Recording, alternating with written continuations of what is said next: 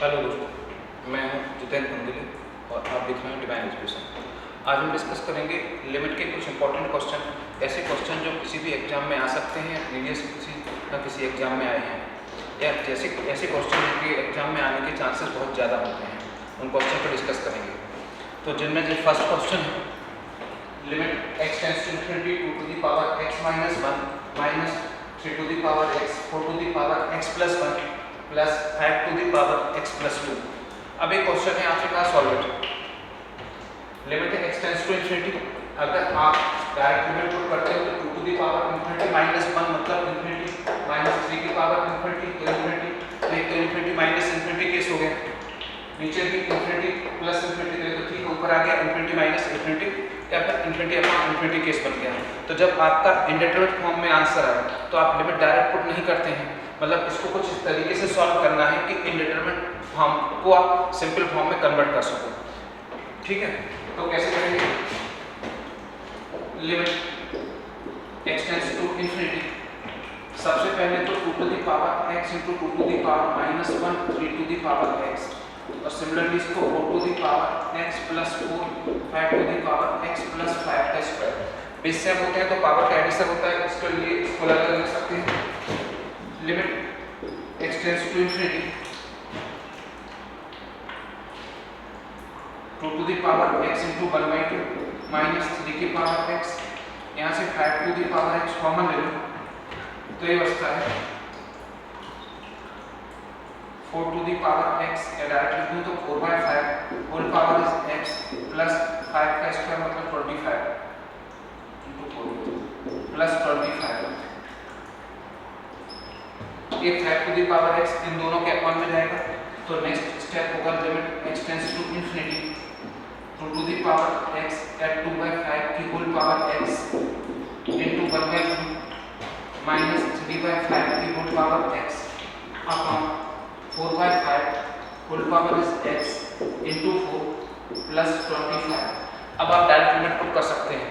Mathematics में क्या होता है कि पहले क्वेश्चन को उस लेवल तक सॉल्व करना है जहाँ पर आप फार्मूले का यूज कर सकें या कोई मेथड का यूज कर सकें। मैं डायरेक्ट लिमिट पुट की तो इन्फिनिटी माइनस इन्फिनिटी आ रहा था, इसको सिंप्लीफाई के अब लिमिट पुट करेंगे तो ये हो जाएगा 2/5 के पावर इन्फिनिटी इंटू 1/2 माइनस 3/5 की पावर इन्फिनिटी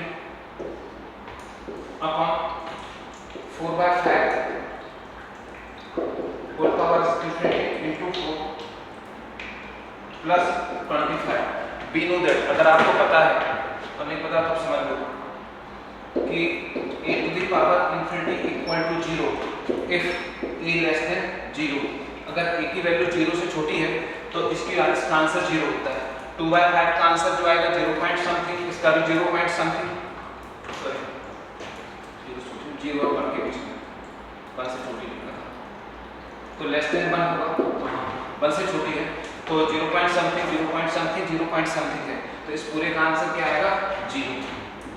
तो ये हो गया 0 into 1/2 minus 0 into 4 plus 25, so final answer is 0।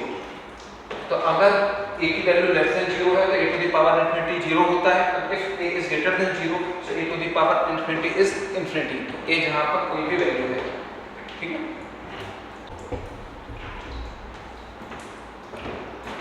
So next question देखते हैं। नेक्स्ट क्वेश्चन है कि limit x tends to infinity x plus 2h upon x minus h whole power x equal to 2। Solve करते हैं।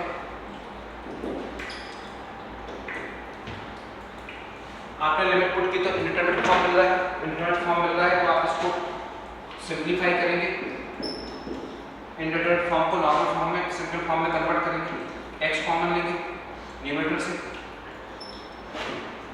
तो ये हो जाएगा 1 प्लस 2h/x, सिमिलरली डिनोमिनेटर से भी x कॉमन लेंगे तो ये हो जाएगा 1 minus h/x whole power is x equal to 2। ध्यान रहे आपको h की वैल्यू फाइंड आउट करनी है। ठीक है, x से x कैंसिल,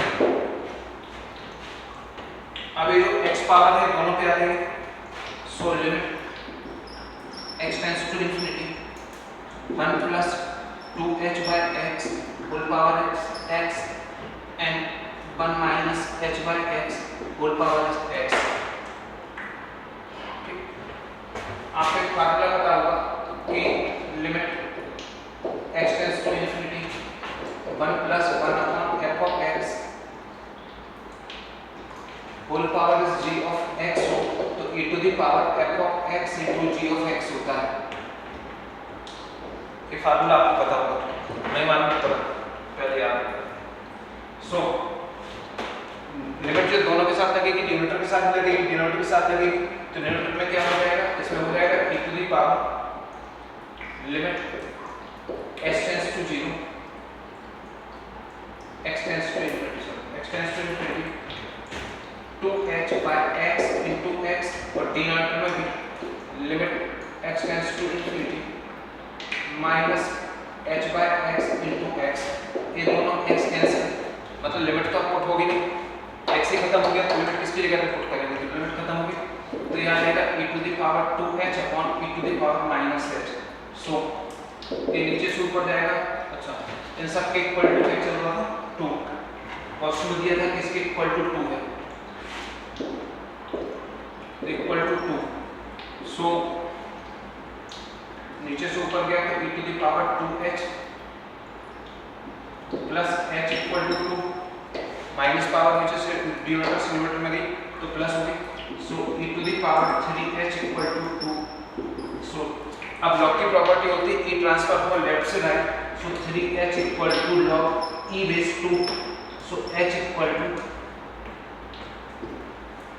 1/3, यहाँ लिखते हैं h equal to 1/3 log e base 2, so h equal to log e base 2 to the power 1/3, h की पावर में आ गया, बस ये खत्म करिए, h की वैल्यू निकाल गया।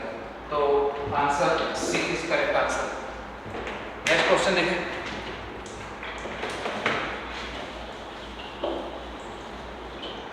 नोट करो इसको पहले।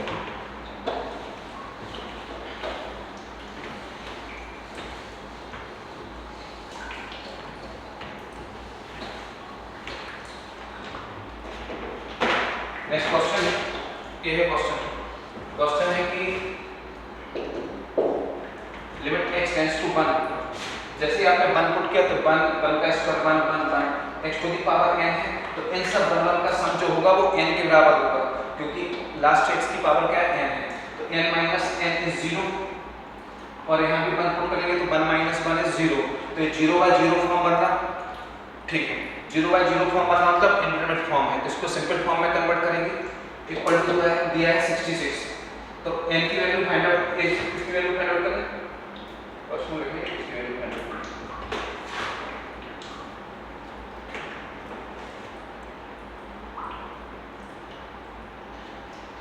n की वैल्यू फाइंड आउट करनी होगी इसमें, so then n equal to n की वैल्यू फाइंड आउट करनी है, ठीक है, तो n मतलब नंबर ऑफ टर्म कितने हैं, ठीक।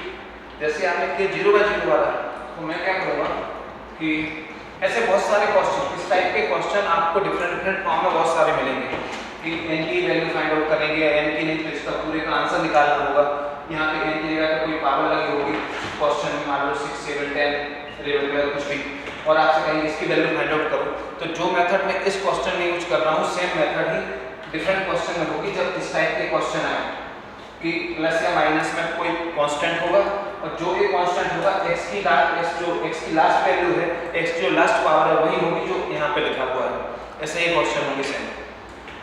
तो ऐसे क्वेश्चन को सॉल्व करने का तरीका है कि limit x tends to 1, n का मतलब क्या कहलाए, n का मतलब क्या है 1 प्लस 1 प्लस 1 प्लस 1 प्लस बहुत सारे 1, तो मैं लिख सकता हूँ x माइनस में n है, तो n मतलब ये क्या है, n मतलब 1 प्लस 1 प्लस 1 प्लस कब तक जब तक ये ना मिल जाए लास्ट वाला, तो इसको x minus 1 plus x square minus 1 plus x cube minus 1 and so on x to the power n minus 1 upon x minus 1 equal to 66। जो एक n दिया हुआ है, इस n को मैंने क्या किया, इस n को n मतलब 1 प्लस 1 प्लस बहुत सारे थे तो एक एक 1 सबके साथ ले लिया, एक n उतने ही होंगे जितनी x की पावर थी, तो सारे के सारे इंडिविजुअल एक एक के साथ आ गए। अब इससे फायदा क्या होगा कि इसको मैं लिख सकता हूँ limit x tends to 1 x minus one plus limit x tends to 1 x square minus 1 upon x minus 1 limit x tends to 1 x cube minus 1 upon x minus 1 and last one is limit x tends to 1 x to the power n minus 1 upon x minus 1 equal to 66। ऐसे लिख सकता हूँ। यहाँ पे तो x plus 1 cancel हो गए, sorry x minus 1 cancel हो गया, तो 1 आंसर आ गया। इसमें इसको 1 का स्क्वायर लिख सकते हैं, यहाँ पे क्यूब लिख सकते हैं, यहाँ पे n पावर लिख सकते हैं, 1 की तो कोई भी पावर लगा सकते हैं। ऐसा क्यों किया? क्योंकि एक फार्मूला होता है limit x tends to a x to the power n a to the power n x minus a हो तो n a to the power n minus 1 होता है। जो भी ये पावर होगी ये तीनों वैल्यू सेम होनी चाहिए। तो 1 सेम है तो जो भी पावर होगी वो यहाँ आएगी और a फिर इस पावर में से 1 माइनस हो जाएगा। तो फर्स्ट वाले का आंसर तो 1 है, इसका आंसर जो होगा वो 1 to the power 2 minus 1, third one is 3 1 to the power 3 minus 1, the last one is n 1 to the power n minus 1 equal to 66. So 1 plus 2 plus 3 and so on n equal to 66 हो गया। That is sum of natural number। natural number का सम है 1 plus 2 plus 3 plus n। तो इसका sum of natural number क्या होता है? sum of natural number is n plus 1 by 2 equal to 66। So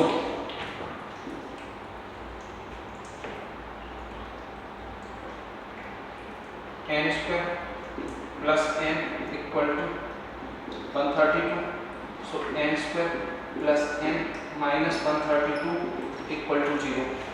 तो 132 किसका होता है?